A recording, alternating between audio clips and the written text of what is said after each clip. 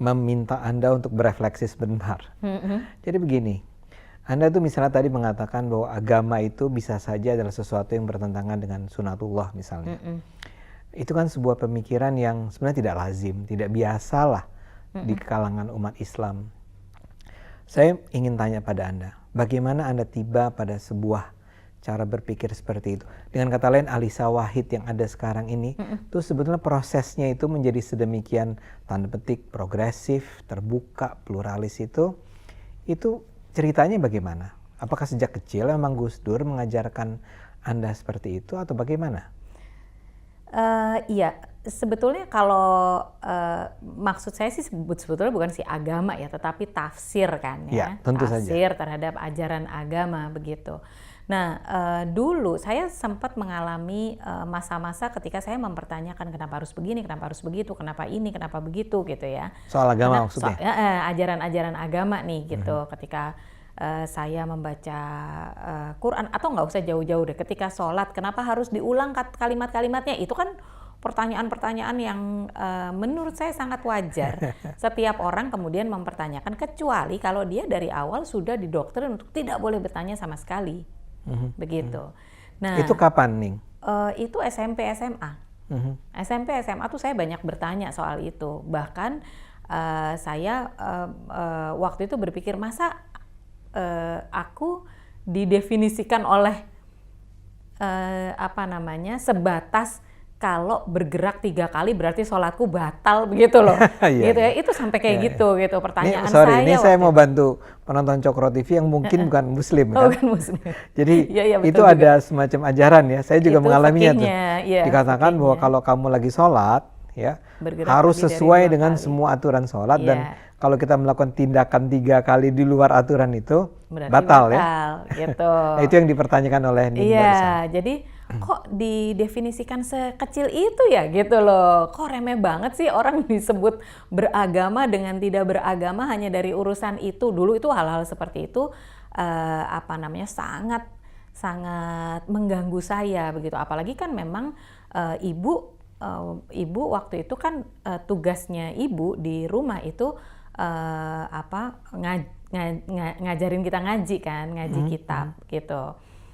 Jadi penuh dengan kitab fikih, dan itu jadi pertanyaan gitu semua buat saya.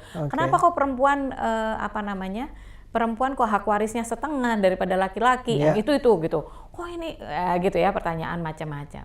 Nah, kok Tuhan jadi rigid banget gitu? Kok Tuhan jadi ngurusin hal-hal remeh banget? Itu semua pertanyaan. Lalu saya dapat bukunya ditulis oleh, ya Allah saya lupa namanya. Itu pengantarnya Pak Syubah Asa, yang menulis pengantarnya. Tentang apa itu? Judul bukunya Kitab Usfuriyah. Kitab Usfuriyah.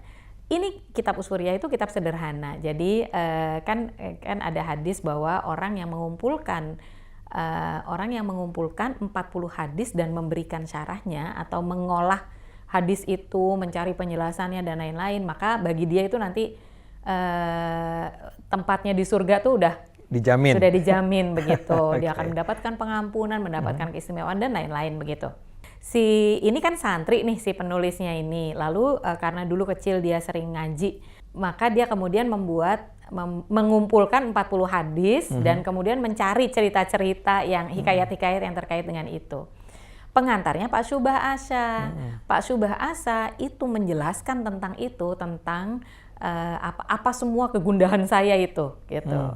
Ketika agama direduksi menjadi ritual, maka dia akan kehilangan esensinya, bla bla bla begitu.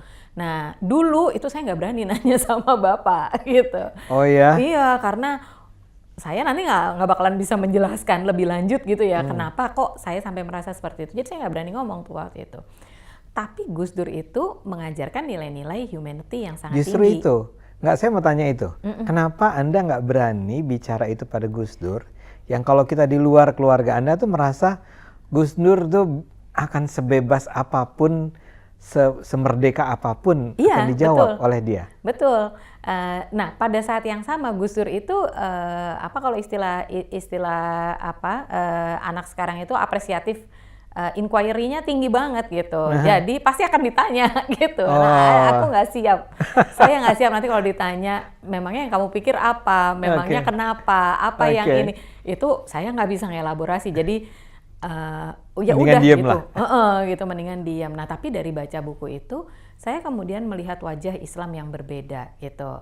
Saya diingatkan kembali bahwa di dalam kitab suci dan di dalam hadis-hadis itu Tuhan itu dihadirkan dengan kasih sayang, dengan penuh rahmat.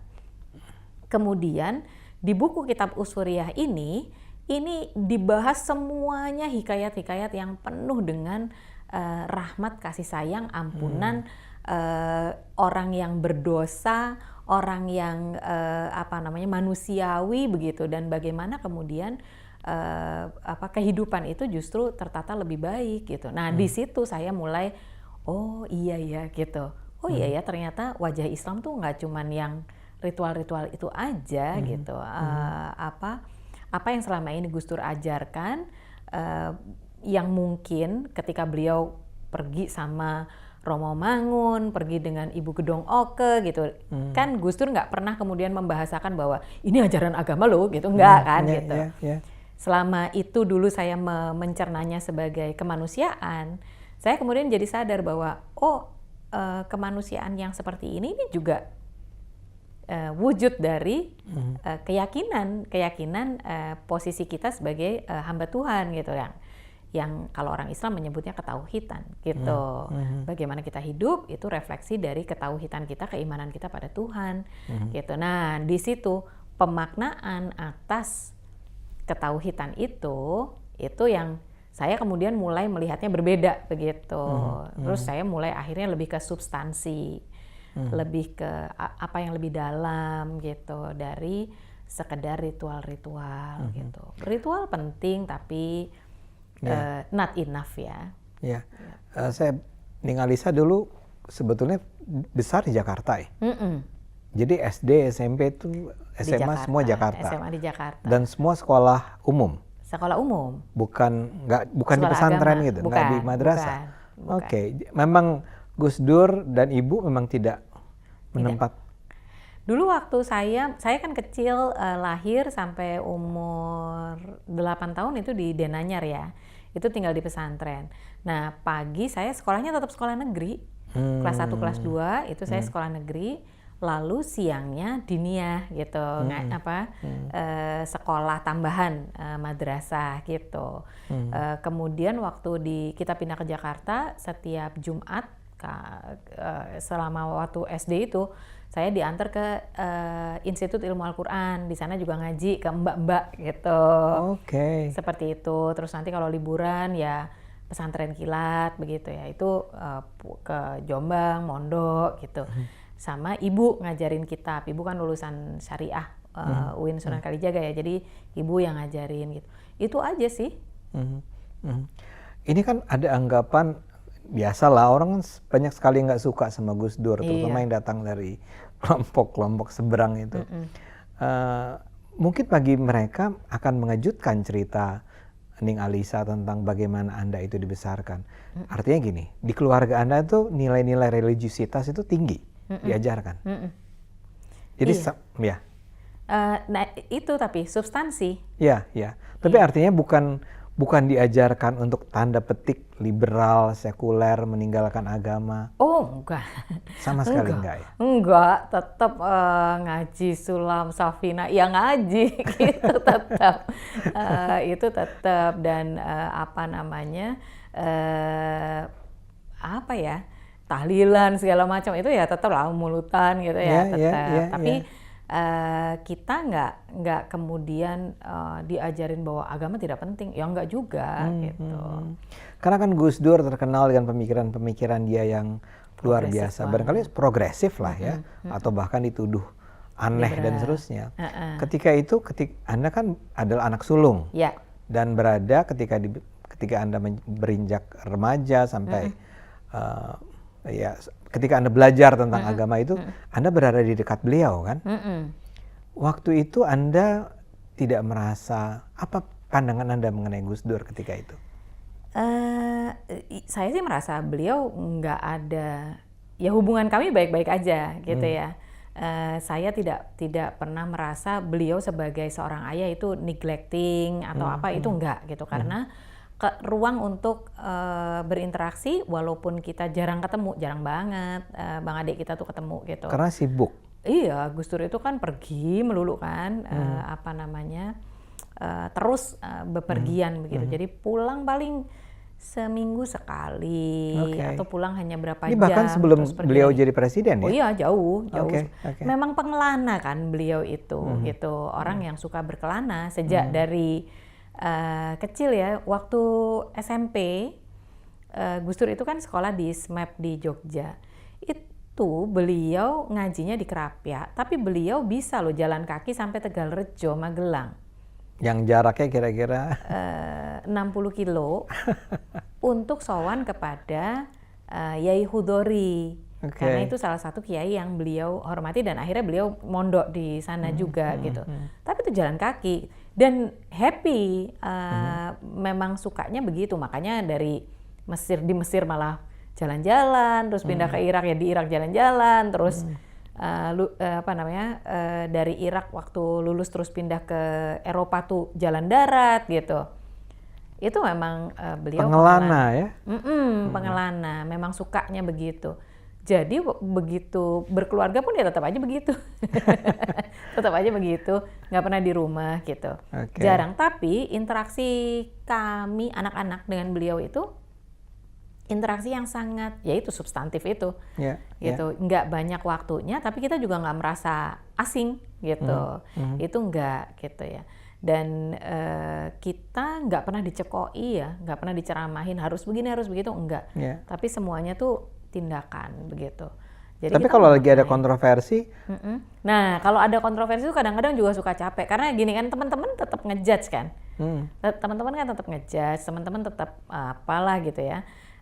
Cuman enaknya begini, waktu saya SMA itu kan orang nggak yang pakai jilbab itu satu kelas saya hanya satu orang, gitu. Jadi waktu itu juga nggak ada yang menghakimi saya tahun 90-an. 90-an. 87. Oh ya belum ya, SMA. Jilbab belum lah ya. Gitu, nggak ada yang menghakimi, saya nggak berjilbab juga nggak dihakimi. Nenek saya juga nggak berjilbab gitu ya. Padahal beliau adalah kiai. Beliau adalah nyai, istri dari Kiai Wahid Hasyim, putri dari Kiai Haji Bisri Sansuri gitu, dan menantunya Hadratus Syekh. Kalau ada yang harus mengarahkan, mewajibkan banget itu kan pasti setidaknya salah satu atau kalau tidak tiga-tiganya gitu. Tapi ini kan juga enggak gitu. Jadi waktu itu juga nggak ada beban kalau bagian yang itu. Tapi dianggap sebagai orang yang bapakmu tuh gitu-gitu tuh musuh Islam, nggak suka Islam maju. Itu ada yang bilang ke Anda? Oh iya. Terus saya curhat kan sama Gus Dur waktu itu. Saya bilang gini, kenapa sih teman-temanku kok suka ini ya Pak, menghakimi gitu. Terus kata Gus Dur gini, ya biarin aja, itu kan mereka nggak kenal kamu. Orang kalau kenal kamu kan nggak akan menilai begitu. Bapak itu dituduh Yahudi, dituduh anti-Kristen, dituduh ini, biarin aja, mereka nggak kenal kok, gitu. Nah sejak itu saya nggak terpengaruh oleh ujaran maksudnya orang mau ngomong apapun tentang saya gitu, bullying gitu, saya nggak begitu terpengaruh karena itu itu SMA kayaknya ya. Jadi berbekas banget itu, shaping the way I see pendapat orang lain gitu. Jadi orang lain mau ngomong apa terserah gitu. Yang penting kita yakin dengan apa yang kita lakukan. Tapi kan belakang, jadi Anda kemudian kuliah di UGM. Kuliah di UGM. Psikologi. Nah, kapan Anda mulai menjadi apa sih istilahnya, aktivis? Barangkali untuk isu-isu kemanusiaan, keberagaman.